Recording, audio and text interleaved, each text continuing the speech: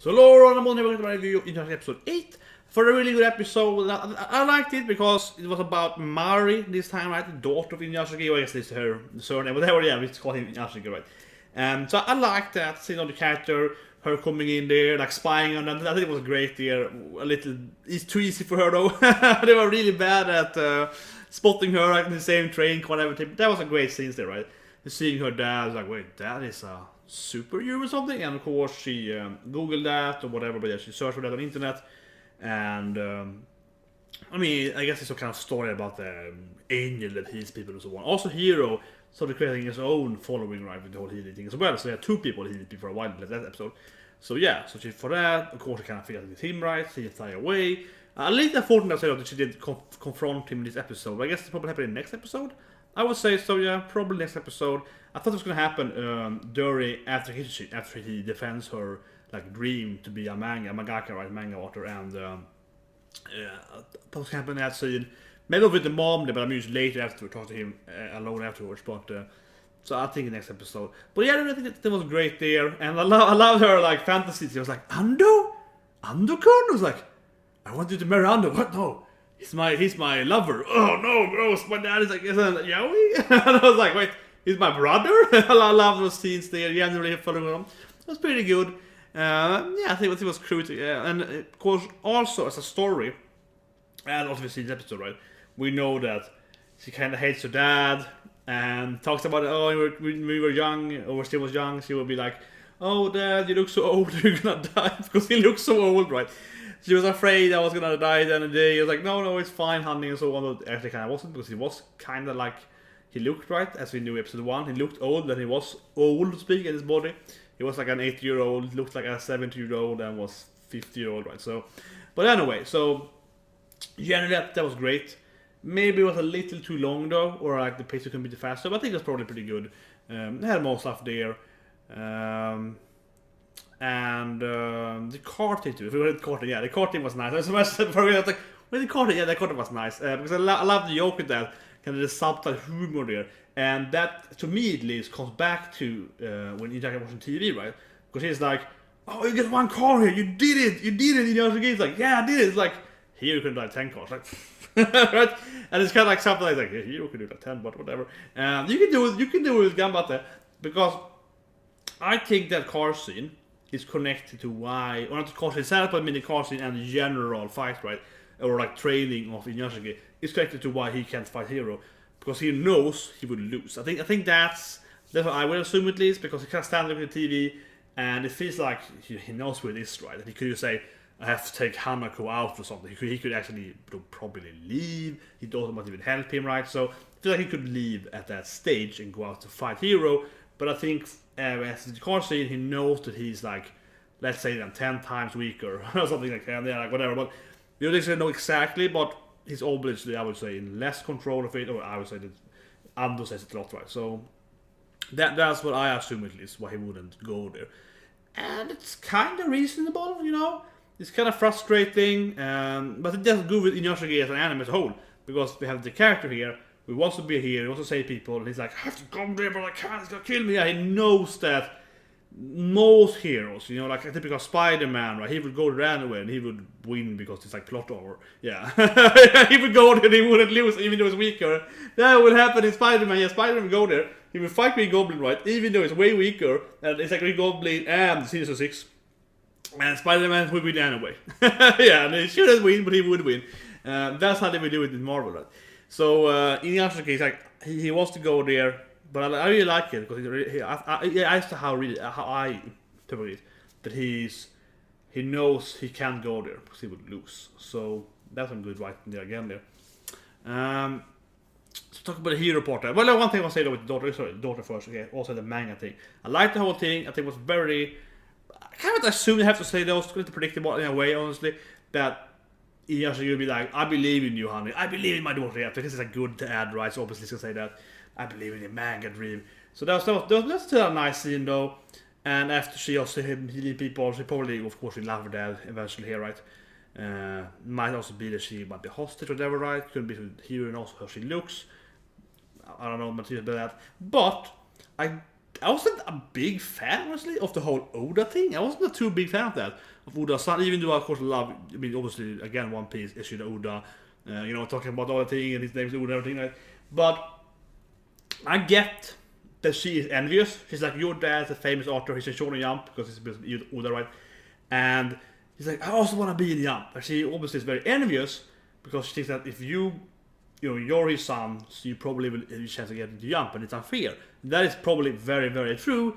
I would absolutely imagine that if you are someone's daughter or son of a famous person in any industry, right, it's just kind of easier. Especially, I mean, if he's supposed to be Oda's kind of like son, right? I mean, One Piece here, it's talking about the biggest manga. His child definitely would be like, what, you just son to Oda? Okay, let's give you a chance, because. But that makes sense though. I mean, you can say that, the world is horrible and so on, but it isn't really. I mean, it's like business 101, right? I mean, Oda is such a big name, assuming it's Oda, right? Because that's kind of what it's hinting all the time. It's such a big name that they know that his son will sell numbers, even if the manga would be bad, right? Then it wouldn't probably much more money after a while, but everyone kind of knows that, like, that's such a big name that they would say they will earn a lot of money on that. I mean, it's kind of obvious. So.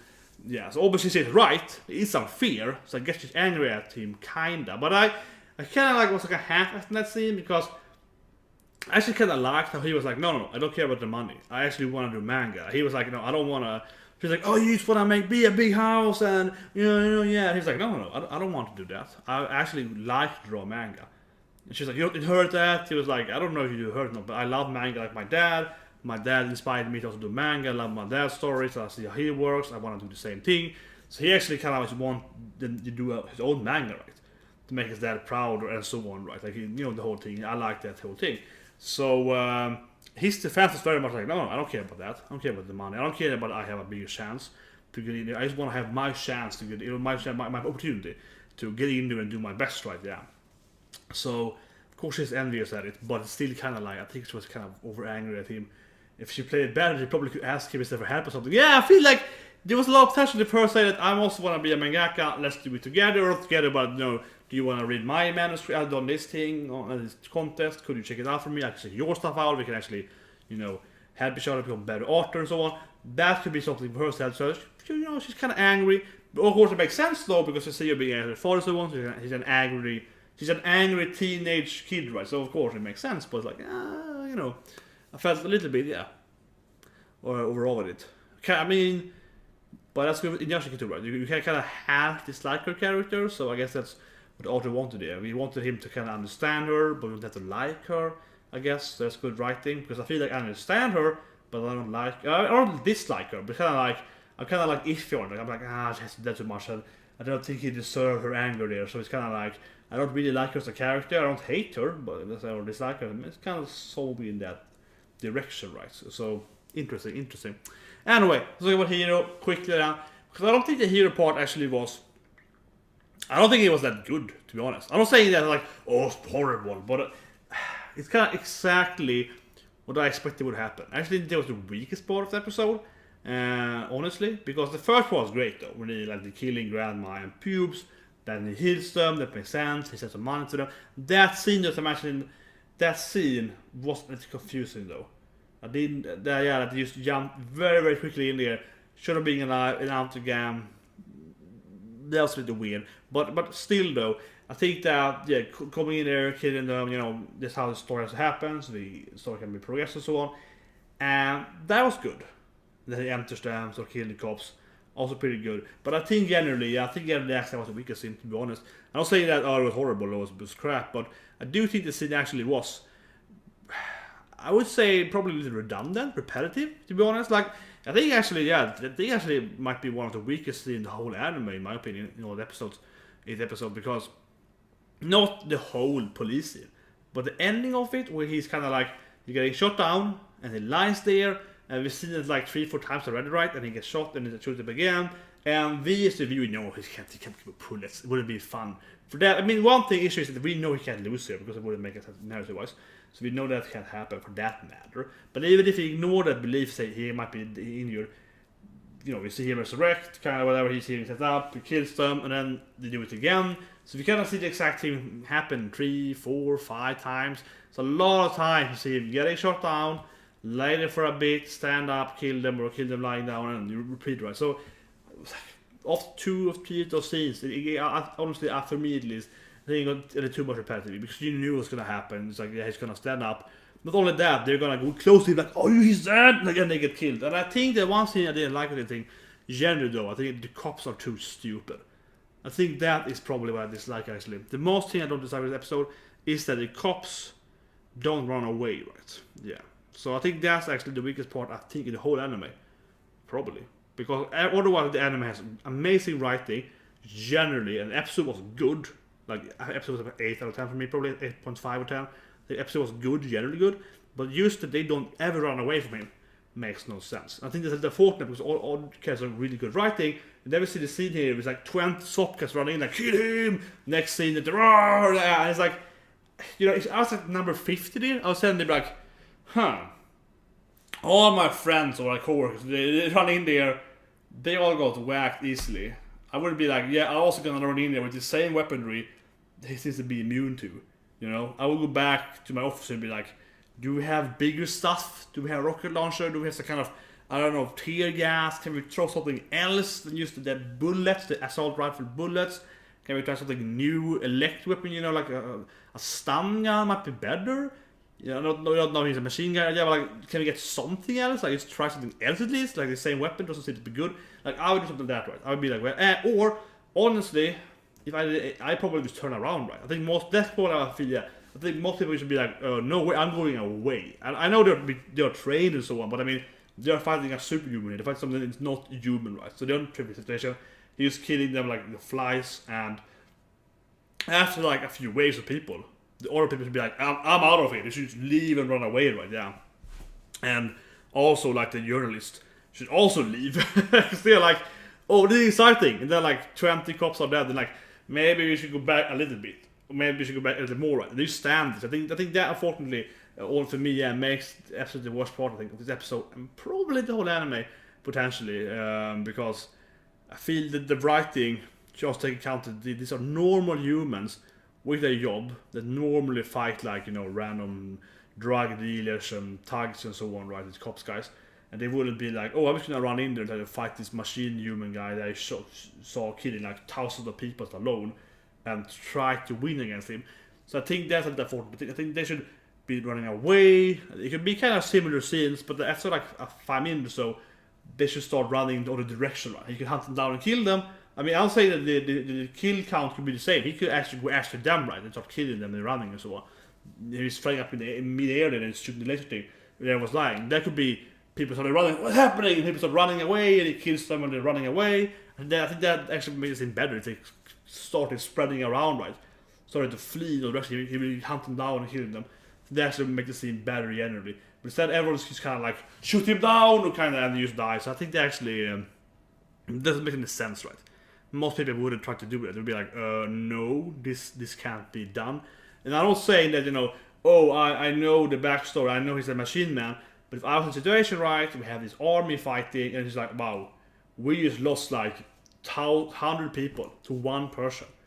And you want me to try to sue that guy? He could kill 100 humans alone, and here I am, I have no chance. I will not follow that order. I'm gonna go back, I'm gonna run. I think that actually is, yeah, unfortunately, I think they also should take into consideration that they also should be more like, oh no, I'm not gonna follow orders. so anyway, I mean, I think the episode was good overall, but I do think that is an issue, and it's an issue actually, unfortunately, most, I would say, media, TV shows and so on, right? It's kind of like, why are people following orders so insanely much? I mean, it's more reasonable that if you're fighting in a war, and we have this army, and you're your army, we have this many tanks, airplanes, stuff like that, and we're running in these trenches, I see people dying beside me, and I'm shooting at you, you're shooting at those guys, and that kind of, I can see that for me is more reasonable, because at least we can have some, yes, people are dying, and that's not happy, but I mean, it's not a very fun thing, but we have kind of equal, weaponry and equal kind of a warfare thing going on, general thing, right? But it's like, this is more like we have this huge army, and you're running against one guy, and it's like that's kind of like I would be like, no, that guy is something weird. Like people should kind of realize that this guy isn't human, right? It should be like, oh no, I'm getting out of here. That's kind of what I mean. Because it's easy to understand people in actual wars and so on, or actual, you know, cops fighting against some criminals in some kind of house or whatever, right? They have the hostage shooting at them. That's what they do because they then know they're like, okay, we are 10 cops against these 5 robbers, we're gonna fight them, yada yada, yeah, like they know that's gonna happen, right? But this is much more like we are a lot of people here, and he is taking out everyone. Then they start realizing that, okay, maybe we are fighting something else. Or maybe, even if I say like, I refuse to believe in anything, I don't believe in magic, I don't believe in, you know, whatever, they say that's that thing. And we have this thing happening anyway. I would still be like, well, how is he doing this thing? Is he using like a drone? Is he some kind of traps? No, I was thinking that, okay, I can't believe in this, this, and this, and this, so this is in reality, but I have to assume he's not alone, it's some kind of trickery, or it's a lot of weaponry, you know, placed, it's like some kind of weird Home Alone movie right there. I have to assume that, so I wouldn't just keep running in the same direction and say, well, that's failure. I'll be like, I have to go around and try something else, so it has to be something we are not seeing here, or, you know, it's magic. So, I mean, something that, I think that's, a long rant here now, but I feel that's something I have to say, because it bugs me the wrong way. The more I think about it, it's like, man, the writing is superb, this anime, but that thing doesn't make any sense. And it's something I see in like My Hero Academia and other manga as well. They're kind of good at like making the commoners, the normal people, is being really, really useless, right? The normal people in the street are like extras, doesn't make any sense, don't even running. It's like, so yeah. I mean, they were all going in there fighting him, but they should have stopped fighting him after a while. I think yeah, that too long until the version is like basically after like 3-4 teams have lost to him, the other guys should probably be like, wait, where's the gigantic stuff, or else I'm out of here. It should be either like increase weaponry or not try it, right? It's also kind of thing because you try the same thing and it just naturally lose. So that, however, was weird to he's never get energy. That's another point, but generally, see you guys next week. Hope you like my delayed rant here for a while, but yeah, I think have a great day.